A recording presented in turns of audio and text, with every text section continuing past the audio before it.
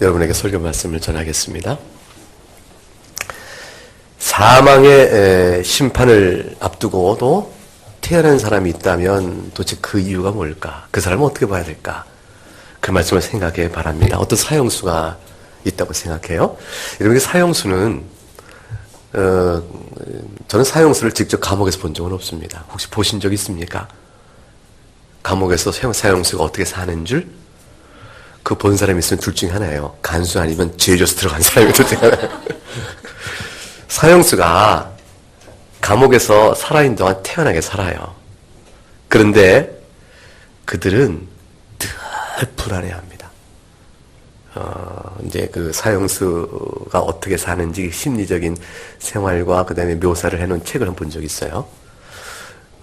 큰 소리 치고 당당하게 감옥생활을 하지만 그 심령, 그 영혼 깊은, 마음 깊은 곳에서는 항상 두려움이 있는 거예요. 왜냐하면 언제 사형 집행이 될지 사실 모른다는 것이죠. 그러니까 제일 두려운 게 언제냐면 낮 시간이 아니고 밤에 잠자는 시간이에요. 모든 사람이 밤에 잠잘 때 안식하고 쉼을 누리고 기쁜데 그 시간이 가장 불행하고 두렵고 떨리는 시간이에요. 밤에 사형 집행이 이루어지기 때문이죠. 그러니까 자듣다가 철문이 절커덩 열린 소리가 들리면 머리카락이 쭉쭉 솟는 거죠. 혹시 저기 내게로 오는 건가? 막상 자기 문 앞에 철문이 탁 열린 순간에는 자기 차례가 된 거죠. 그러면 사형장까지 교수대까지 끌려가는 동안에 그 길을 어떻게든지 천천히 가려고 한 보씩 움직이는 걸음이 아니고 한 발자국인데 그것도 반발자국씩 옮겨갑니다. 이렇게. 그리고 다리가 풀려서 거의 끌려가다시피 하고 그러다가 거둔 사람은 배설까지 하는 일삼이 생긴다고 합니다.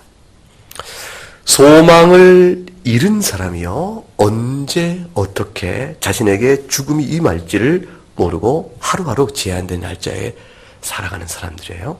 살아있으나 죽은 자와 같죠. 그 기결수인 사형수에게 만일 물어보는 거죠. 당신이 재판을 다시 받을 수 있는 기회가 있다면 어떡하겠는가? 그럼 그들의 대답은 한 가지죠. 살 수 있는 판결을 끌어내려고 온갖 애를 다 쓸 거예요. 모든 사람이 다 볼 때 그 사람은 죽을 죄를 진 사람이에요. 사형 심판이 그 사람에 미쳐질 수밖에 없는 죄인데 그 사람은 어떤 이유인지 태연제약해요. 자기가 판결을 앞두고 자신의 죄목이 어떻게 판결될지에 대한 예상과 대비를 하지 않은 채 살 길을 찾으려는 어떤 두려움도 없이 그냥 태연자약하게 그 일을 이렇게 앞두고 있는 미결수가 있다면 그 사람처럼 어리석고 어린 사람이 없어요. 아마도 사람들이 죽음의 심판이 판결이 있을 것이요, 그게는 반드시 집행될 것을 뻔히 남들이 다 아는 죄를 범하고도 그 사람이 그런 앞둔 예상을 보고도 살 길을 찾으려고 애를 쓰지 않는 사람은 둘 중에 하나죠. 정말로 자신이 너무 큰 죄져서 내가 죽을 수밖에 없다.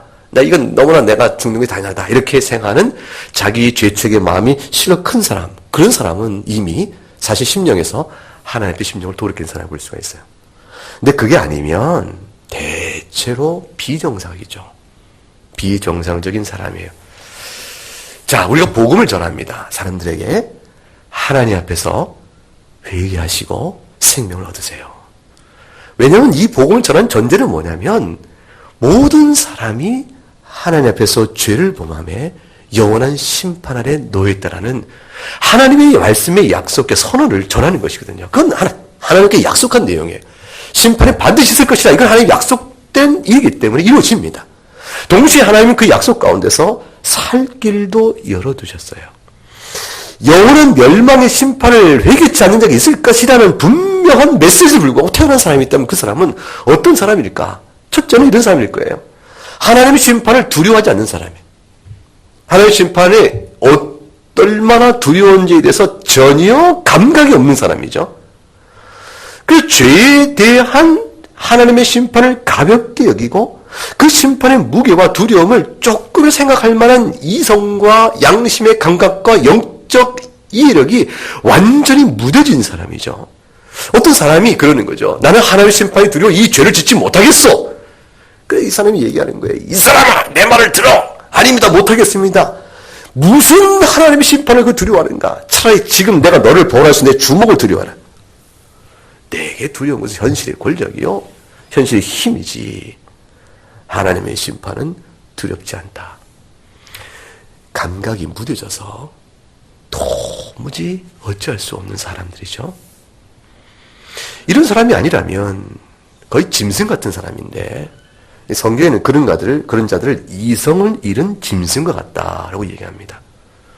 이성을 잃은 짐승과 같아서 하나님의 심판조차도 대수로이 여기는 사람이거나 아니면 자신이 행한 일이 하나님의 사망의 심판, 멸망의 심판을 받을 거라고 조금도 생각지 않는 어리석은 사람이에요. 자신이 의롭다고 생각하는 것이죠. 하나님의 심판? 그래, 있다고 쳐보십시다. 그러면 당신이 어찌 되겠어? 내가 뭐 어찌 되겠어? 내가 하나님 앞에서 상을 받든지 최소한 벌 받지는 않을 것이요. 란 자기의 의로움과 무죄됨에 대한 엉뚱한 확신을 갖고 있는 정말로 미련한 사람이죠. 그런 사람들이 뭐라고 말하냐면 세상 사람들에게 예수 믿고 회개하고 구원 받으시오 말하면 그렇게 얘기하는 거예요. 너나 잘해라. 너나 잘해라. 나 나름대로 살아온 교양과 양심과 삶이 있는데 주변에 교회 다니며 예수 이름 부르는 사람들의 생활과 삶이 나보다 못하다. 이게 나보다 못하다. 실제 그런 사람이 많이 있겠죠. 사실일 거예요. 관찰 결과가 어긋난 게 아닐 거예요. 교회 다니며 예수를 믿는다고 말하는 많은 사람들 가운데서 그렇지 않은 사람보다 도덕적 기준에 비춰 믿지 못하는 사람이 있을 수 있다. 근데 그런 사람을 이유로 삼아 빙자하여 비교하여 자신의 도덕적 우월을 내세워 그러므로 하나님 앞에서 심판이 자신이 의롭다고 정당화할 것이다. 이렇게 생각하는 아주 미련한 사람. 아주 미련한 사람. 그런 사람들이거나 그래서 하나님 심판을 두려워하지 않는 것이죠. 아니면 아예 하나님 심판에 대한 감각이 없거나 아니면 자신이 의롭다고 생각하거나 이 두 가지 경우에 해당되는 사람이 아니라면 또 한 사람은 어느 경우가 해당될까요? 제정신이 아닌 사람이죠. 제정신이 아닌 사람. 그죠? 이 땅에서 먹고 배부르고 즐기는 인생이 충분하며 전부다라고 생각하는 사람.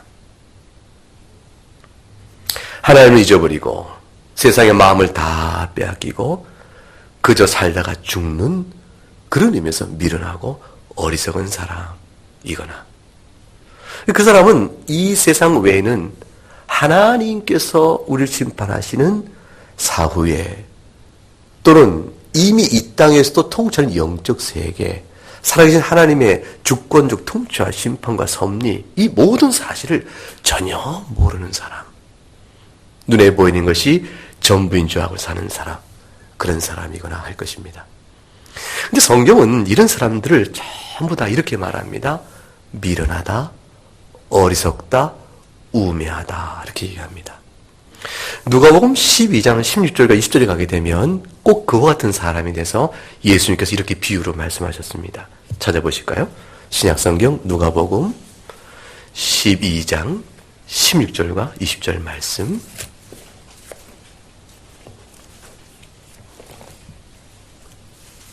누가복음 12장 16절에서 20절까지 말씀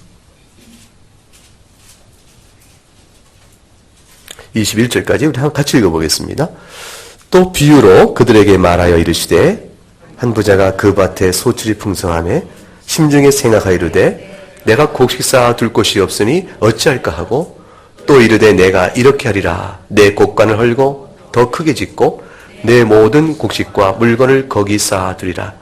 또 내가 내 영혼에게 이르되 영혼아 여러 해 쓸 물건을 많이 쌓아두었으니 평안히 쉬고 먹고 마시고 즐거워하자 하리라 하되 하나님은 이르시되 어리석은 자여 오늘 밤에 네 영혼을 도로 찾으리니 그러면 네 준비한 것이 누구의 것이 되겠느냐 하셨으니 자기를 위하여 재물을 쌓아두고 하나님께 대하여 부여하지 못한 자가 이와 같으니라. 사람이 지금 숨쉬고 있으니까 내일도 자기 것이라 생각하는 것이에요. 그리고 내일이 오늘 되었을 때 과연 자기 생각대로 항상 과거가 오늘, 내일이 오늘, 내일이 오늘 되는 인생을 지금까지 살고 있으니까 자신이 마치 상당한 세월 동안 살 것처럼 생각하는 것이죠. 참 미련한 사람이지요. 자신이 지금껏 살아온 인생 속에서 자신이 분명히 아는 것이 있습니다. 거울을 보면 늙어가는 거 알잖아요. 사람이 약해지는 걸 알고요. 아니 그 사람이 벌써 아니 그 사람이 어쩌다가 젊어서도 세상을 떠나고 불의의 사고로도 세상을 떠난 숱한 소식을 주변에서 보고 있어요. 이 모든 사실이 항상 하나님께 우리에게 말씀하신 것은 사람이 이 땅에 사는 게 잠깐이요. 그 외에는 심판이 있다는 사실을 끊임없이 말씀하시는데 그 모든 사실을 애써 부인하고 지금 말하는 것처럼 하는 것이죠. 스스로 자기 영혼에게 이릅니다. 자신에게 스스로 말하기를 내 영혼아 만족하자. 열에 쓸 물건을 많이 쌓아두시 무엇이 두렵겠는고. 이제 먹고 마시고 즐거워하자. 내일이 담보된 인생이 아닌데 피조물이 생명을 스스로 주장하고 있는 주인이 아닌데 하나님 말씀하시기를 오늘 밤에 네 영혼을 도로 찾으면 어찌 될 것인고. 하나님께서 말씀하시는 심판의 경고를 듣고도 여전히 악을 행하고 자신이 생명길을 주 앞에 회개하여 찾아가지 않는 자는 도대체 어떤 사람이 되겠는가. 이 자를 가리켜 성경은 그 이후에 어떻건 경우 어떻건 한 가지로 몰아서 말씀하시기를 미련한 자요 어리석은 자요 우면자라 말씀하는 겁니다. 이런 자들에 대하여 성경은 이렇게 경고의 말씀을 줍니다. 시편 50편 말씀 열어보세요. 시편 50편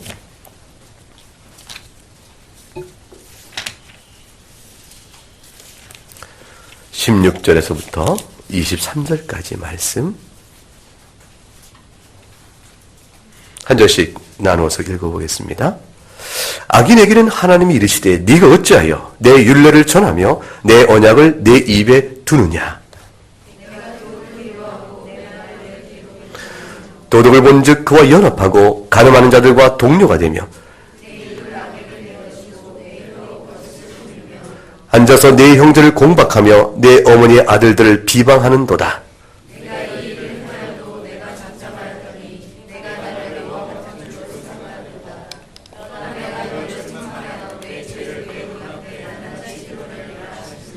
하나님을 잊어버린 너희여 이제 이를 생각하라. 그렇지 아니하면 내가 너희를 찢으리니 건질 자 없으리라. 감사로 제사를 드린 자가 나를 영화롭게 하나니 그의 행위를 옳게 하는 자에게 내가 하나님의 구원을 보리리라.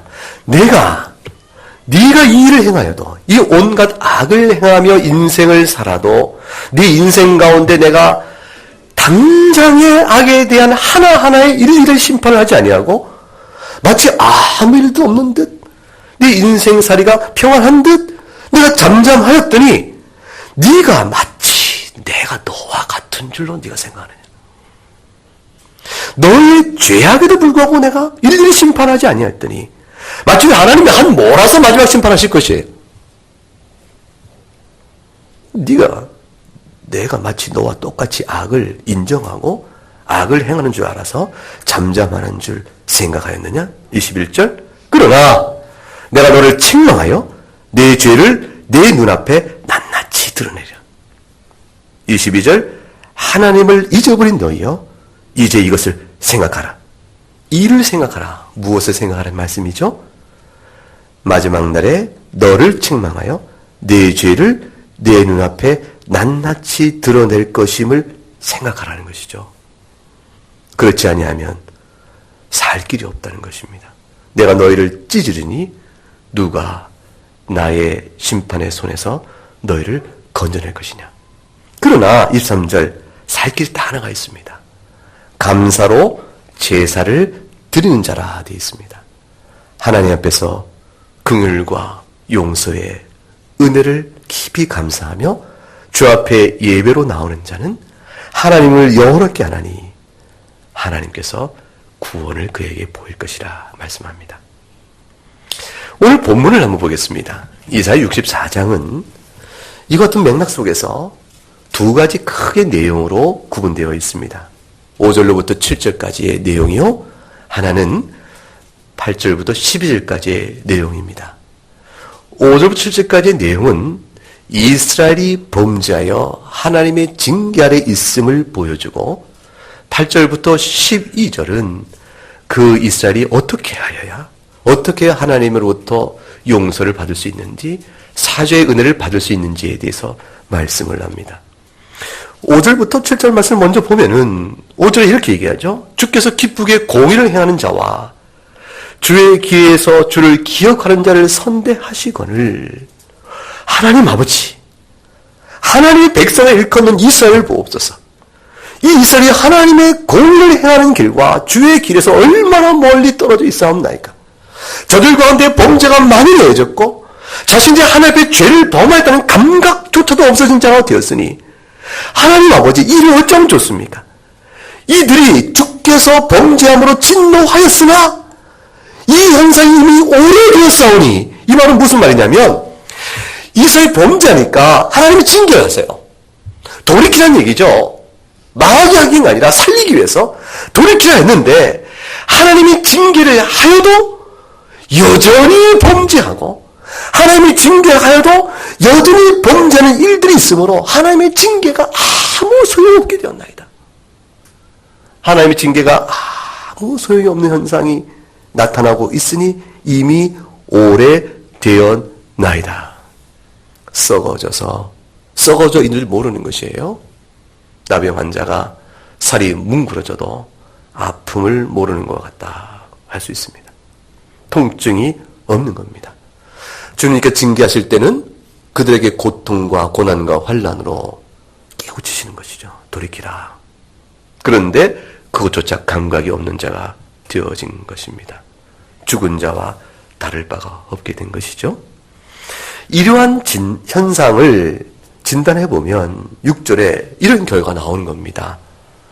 저들이 어떤 자들인가? 우리가 구원을 얻을 수 있으리까? 5절 마지막에 이 말은 무슨 말이에요? 구원이 없겠나이다 라는 이 탄식을 얻고 있는 것인데 6절에 4가지 비유로 이스라엘의 영적 상황을 진단해냅니다. 첫째는 뭐냐면 저들은 부정한 자라. 부정함입니다. 둘째는 뭐냐면 더러운 옷과 같다. 더러운 자들이 됐다. 세 번째는 뭡니까? 잎사귀 같이 시들어버렸다. 네 번째는 뭡니까? 바람과 같이 죄악에 몰려간다. 어떤 상태를 말해요? 이스라엘의 영적 상태가 얼마나 심각한다는 걸 말하는 것이죠. 선지자 이사야는 이스라엘 보면서 이렇게 말하는 거예요. 6절의 예언을 말하면 하나님 아버지 우리 가운데 정결한 자가 아무도 없습니다. 하나님의 거룩한 공동체에 속한 자라 할 만한 실로 정결한 자가 아무도 없이 모두가 부정한 자가 되어졌고 의라고 행하는 것이 하나도 없어. 우리 가운데 어떤 이가 하나님 내가 주의 백성이요 자녀로서 이런 의를 행한나이다. 주의 교훈을 행한다고 내놓는 것이 있다면 그 의는 하나님 보시기에는 다 더러운 옷과 같을 뿐이 없나이다. 그러므로 우리가 잎사귀가 시든 것 같이 우리 가운데는 영적 생기가 하나도 없으니 메말라버린 지 오래나이다. 하나님의 말씀을 읽는다 하나 말씀이 강팍하고 메말라서 주의 말씀 우리 가운데 역사는 힘이 없으니 이스라엘의 영적 경건은 잎사귀가 마른 것처럼 부서지는 것에 지나지 않사옵나이다. 그러니 이스라엘이 생각하는 것과 마음에 품는 계획과 행하는 모든 것이 죄악의 소욕이 바람이 불 때 날아가듯 그저 이끄는 대로 이끌려가는 비참한 모습이 되었나이다. 7절에 그러므로 우리 가운데 주의 이름을 부른 자가 진실이 없었으며 사실 이 말은 말이 통하지 않죠. 왜냐하면 이사야 때도 예배가 있었거든요. 절기가 있었고 제사를 다 드려왔었어요. 근데 주의 이름을 부른 자가 없었다. 이거 예배하는 자가 없었다는 뜻인데 이거는 하나님이 합당한 예배를 부른 자가 하나님이 합당한 예배를 드린 자가 없었다. 그런 뜻이 되어집니다. 스스로 분발하여 주를 붙잡는 자가 없었다. 죄악의 상태에서 영적인 자각이 없으니 저들이 종교적 행사했을지 몰라도 심령이 잠에서 깨어난 자처럼 분연히 일어나 주님 외에는 우리가 살 길이 없습니다. 하나님만이 우리의 영광을 받으실 분이요 주의 교훈만이 우리가 이 땅에 살아갈 마땅한 신앙적 도리요 인생에 마땅히 갈 바입니다. 이 고백하며 주 앞에 엎드린 자들이 없었다 그 말이죠. 영과 진리로 주 앞에 심령을 내었고 예배하는 제자들이 없었다. 종교적 모양은 있었으나 껍데기만 있었을 뿐이라는 것입니다. 결국 주께서 우리에게 얼굴을 숨기시며, 이 말은 5절에 주께서 주를 기억하는 자를 선대하시거늘과 정반대된 표현입니다. 기쁘게 공의를 행하고 주의 길에 이르는 자를 주님이 기억하시고 그를 만나 주시거늘. 그러나 7절에 주의 이름을 부르지 아니하며 스스로 마음이 자원하여 하나님을 사랑하는 마음으로 주를 붙잡는 자가 없을 때 그들에게는 오히려 주님께서 만나주지 아니하시고 얼굴을 숨기신다. 그럼 결국은 무엇입니까? 죄악으로 말미암아 소멸되는 것만이 이스라엘의 남은 결국이요 운명이 될 것이라. 어떻게 하면 좋겠는가? 이대로 끝나는 것인가? 라는 것이죠. 살아계신 하나님 손에 빠져들어가는 것이 얼마나 무서운가? 히브리서 10장 31절에 이야기를 했어요. 세상의 사람들이 밀어나는 것이 하나님을 만으로 여기고 하나님을 너무 가벼이 여기며 죄를 너무 가볍게 여겨요. 우리는 다 어둡기 때문에 회색만 보더라도 밝게 보이는 겁니다. 그러나 밝은 빛 가운데 회색은 어둠에 지나지 않거든요. 우리는 죄에 대해서 너무 가볍게 생각해요. 그러나 하나님 앞에서 죄는 무거운 것입니다. 영원하며 거룩한 하나님 앞에서 범한 죄는 우리가 사람 사이에 높은 지위에 있는 왕에게 범한 죄라도 이것이 심상치 않거늘 하물며 하나님께 죄하지 오직 하겠는가. 그런데 살 길을 이사야 60장 8절 이하부터 우리에게 보여줍니다. 그 8절부터 12절이 어떻게 됩니까? 그러나 여호와여 이제 주는 우리 아버지시니다. 우린 진흙이요 주는 토기장이시니 우린 다 주의 손으로 지으신 것이니다. 어떻게 우리가 하나님의 권위를 구할 수 있을까? 하나님 누구신가를 기억하는 것입니다. 그리고 그 하나님 앞에서 우리가 어떤 자인지를 기억하는 것입니다. 하나님 주님은 우리의 아버지시요. 하나님께서 예수 믿는 자에게 그 예수 믿는 자에게 아버지가 되어주시고 예수 안에 있는 자를 그의 자녀 삼으시는 이 놀라운 은혜의 관계를 기억하라는 것이고 그 은혜의 관계의 부르심 앞에 자신을 내어 맡기는 것밖에 없죠. 생명 그밖에 없습니다. 그리고 하나님 앞에서 우리는 진흙이요 주는 토기장이시나이다. 이거를 기억하는 것입니다. 우리는 창조주 앞에서 우리가 스스로 생명을 주관하고 있는 존재가 아니요 인생의 생명은 코에 있다 되어 있습니다. 코끝에 호흡이 있는 자, 그런 자에게 무슨 의미와 가치를 두겠느냐 이사야에서 말씀하셨는데 오직 생명의 주관자가 하나님이시고 우린 진흙에 불과한 사실을 깊이 진실이 깨달아야 합니다. 그런데 하나님께서 진흙된 우리들을 빚어서 하나님의 형상으로 만드심으로 좋은 겨자 삼으시고 죄주에 있는 자라도 회개하면 그리스도 안에서 하나님 자녀 삼으시는 은혜를 기억하라는 것입니다. 예수 십자가 앞에 베푸시는 은혜를 기억하고 하나님이 누구시며 그 앞에 서 있는 자신의 처지를 기억하는 것, 이것이 살 수 있는 길의 첫걸음입니다. 그러고 나서 9절부터 주 앞에 긍휼을 구하는 것입니다. 하나님 아버지여 너무 분노하지 마옵소서. 영원히 죄악을 기억하지 마옵소서. 하나님 어찌 공의의 심판이 지나친 분노가 있겠으며 하나님의 공의의 심판의 정당성이 어떻게 잊어버릴 죄악을 잊지 않는 그런 마음을 갖겠어요. 하나님께서의 분노와 진노는 영원히 기억하실 만한 분이죠. 왜냐하면 하나님은 전지하시니까. 하나님께서 기억하지 못할 죄가 어디 있겠어요? 그리고 하나님께서 분노하심이 어찌 정해진 심판보다 더 과하게 진노하실 리가 있겠습니까? 그런 일은 없어요. 그럼에도 불구하고 너무 분노하지 마시고 영원히 기억하지 마옵소서라는 것은 우리를 불쌍히 여겨달라는 표현입니다. 하나님께서 우리가 감당할 수 없는 진노를 내리실 때 우리 가운데 그 진노를 감당할 수가 우리가 없는 건 뻔한 일이니 주여 우리가 멸하기 이전에 분노를 걷어 주옵소서. 하나님 앞에 긍휼을 구하는 겁니다. 구하옵나니 보시옵소서 보시옵소서 우리는 다 주의 백성이니이다. 이 보시옵소서 앞에 것은 주여 보시옵소서고 두 번째 보시옵소서는 돌보아 주시고 우리를 살펴주시옵소서 그런 뜻이에요. 우리가 다 주의 백성이오니 주 앞에 예수 안에 있는 자에게 베푸시는 은총을 바라보면서 우리가 다 주의 백성이오니 우리를 돌아보아 주옵소서. 다시 하나님이 아버지 되시고 그의 자녀된 관계를 내어놓고 용서를 구해 나가는 것입니다. 사실 이것은 이스라엘의 경우 이미 주의 백성과 주의 관계 안에 은혜 언약, 하나님 언약 백성으로 들어온 자들에게는 이미 용서가 되어졌죠. 용서가 되어진 자가 징계 안에 있으면서 그 죄를 주 앞에 회개하면 허물을 사하시는 하나님의 은혜를 다시 한번 새롭게 깨닫게 되어지는 겁니다. 그리스도의 은혜를 처음 듣는 사람도 누구라도 이 약속의 말씀을 듣고 주께서 너무 분노하지 마시기를 바라는 마음으로 이미 죄악된 현상이 오래되었음을 깨닫고 주여 도와주옵소서 나오면 사는 것이라. 심판을 자각하는 일이 구원받는 첫 번째 길이에요. 첫 번째 걸음입니다. 10절과 11절에 보게 되면 주의 거룩한 성읍들이 광야가 되었으며 시온이 광야가 되었으며 예루살렘이 황폐하였나이다. 우리 조상들이 주를 찬송하는 거룩하고 아름다운 성전이 불에 탔으며 우리가 즐거워하던 것이 다 황폐하였나이다.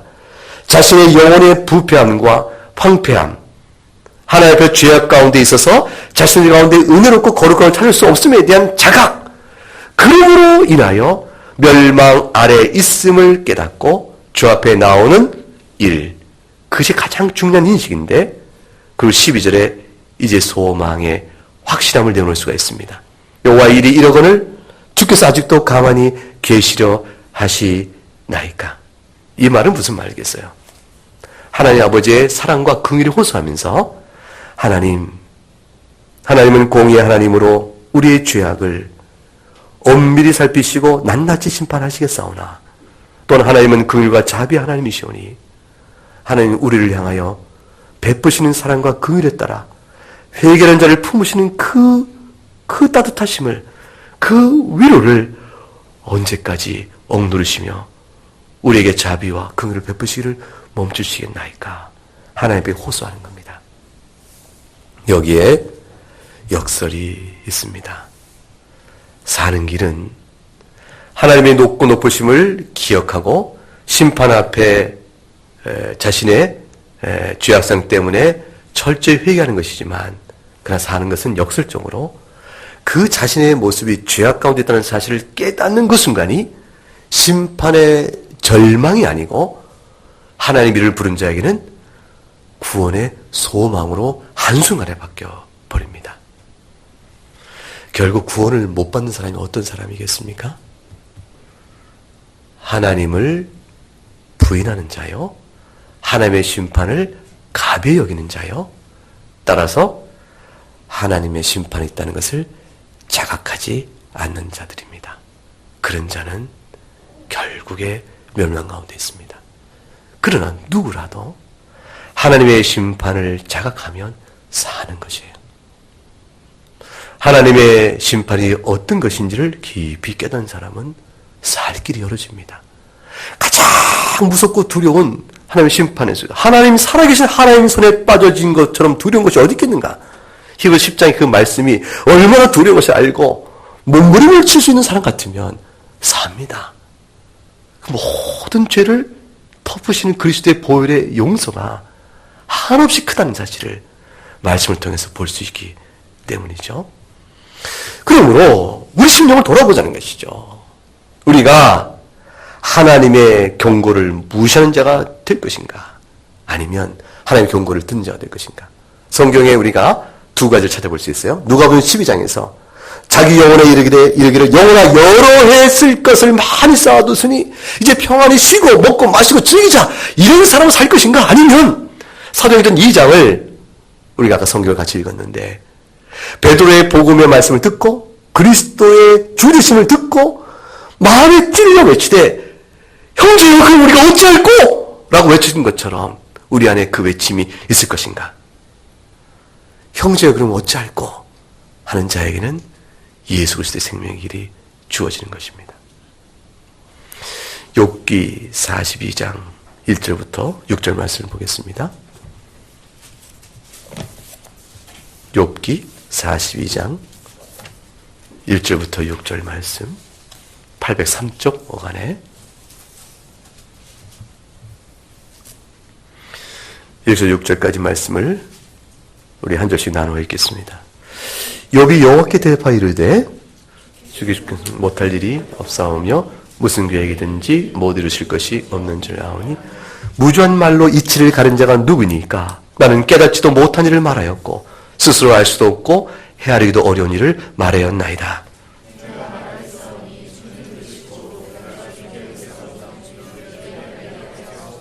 내가 주께 대하여 귀로 듣기만 하였사오나 이제는 눈으로 주를 배움나이다. 그러므로 내가 스스로 거두어 드리고 티끌과 재 가운데서 회개하나이다. 욥의 회개를 배워야 합니다. 어떤 이가 말하겠지요? 내가 하나님 앞에서 그날에 날 심판하실 때 내가 하나님께 물을 것이 많고 하나님께 나를 설명할 많은 변호가 있고 내 안에 충분한 나의 변명이 있다. 어리석고 어리석은 사람이에요. 그 자가 욥보다 경건하겠는가? 그 자가 욥보다 지혜롭겠는가? 생각해보라는 것이에요. 하나님께서 내가 이 세상에 욥보다 의로운 자를 보지 못했다 말은 그 욥인데 욥보다 자신이 지혜로울 것이며 그래서 하나님 앞에 자신을 변명할 거리가 있겠으며 욥보다 경건하고 의로워야 자신의 경건을 주장할 수 있겠는가? 욥이 하나님 앞에서 회개합니다. 나는 무지한 자요. 3절에 나는 스스로 알지도 없고 알 수도 없고 헤아리도 어려운 말을 한 자이오니 내가 짐승과 같나이다. 내가 이제 눈으로 주를 배움나니 6절에 티끌과 재 가운데 회개할 따름이니이다. 하나님과 변론하여 자신을 의롭다 할 수 있을 것이라 생각하는 어리석음의 미혹에 빠져서는 안 됩니다. 낱낱이 보시는 주 앞에서 우리가 살 길은 용서하시는 하나님의 전적인 긍휼밖에 없습니다. 그 긍휼이 예수 십자가 안에 우리에게 주어지신 것입니다. 그것이 성도의 행복이고 유일한 기쁨이고 인생 나그네 길에 유일한 위로가 되는 것입니다. 시편 2편 말씀 몇 구절을 같이 읽고 말씀을 맺겠습니다. 시편 2편 말씀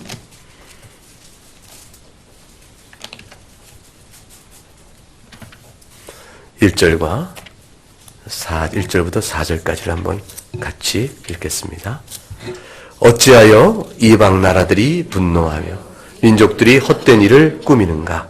세상의 군왕들이 나서며 관원들이 서로 꾀하여 여호와 그의 기름 부음 받은 자를 대적하며 우리가 그들의 맹 것을 끊고 그의 결박을 벗어버리자 하는도다. 하늘에 계신 이가 웃으심이요 주께서 그들을 비우시리로다. 세상의 군왕과 관원들이 지혜를 모읍니다. 여호와의 기름 부은 자 예수 그리스도를 대적합니다. 그들이 말하기를 그리스도가 누구인가? 그리스도가 우리를 구원한다? 그의 결박을 벗어버리자 하나님의 통치 권세를 부인하고 그들 스스로 자신들의 주장을 내세울 것입니다. 주님께서 그들을 비웃을 것이라 했습니다. 5절에 분을 바라며 진노하실 거라고 하였죠. 살 길이 어디 있는가? 10절부터 12절에 살 길이 주어집니다. 읽어봅니다. 그런즉 군왕들아 너희는 지혜를 얻으며 세상의 재판관들아 너희는 교훈을 받을지어다. 여호와를 경외함으로 섬기고 떨며 즐거워할지어다. 그의 아들에게 입맞추라. 그렇지 아니하면 진노하심으로 너희가 길에서 망하리니 그의 진노가 급하심이라. 여호와께 피하는 모든 사람은 다 복이 있도다. 아멘. 나그네 길에 하나님 본향 부활 영생을 소망 중에 바라며 하나님의 백성을 한 인생을 살아가는 우리들에게는 이 말씀이 마음에 깊이 고백되어지고 새겨지는 사람들입니다. 하나님의 심판을 가벼이 여기지 마소. 이게 세상에 우리가 외치는 복음이죠.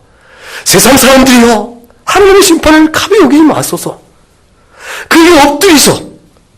그의 아들에게 입 맞추라. 그것이 살 길이라. 그렇지 아니하면 진노하심으로 너희가 길에서 망하리니 언젠가 나그네 길을 멈출 때가 있을 터인데 그에게서 망할 것이니 하나님의 진노가 급히 오면 어찌 살겠어.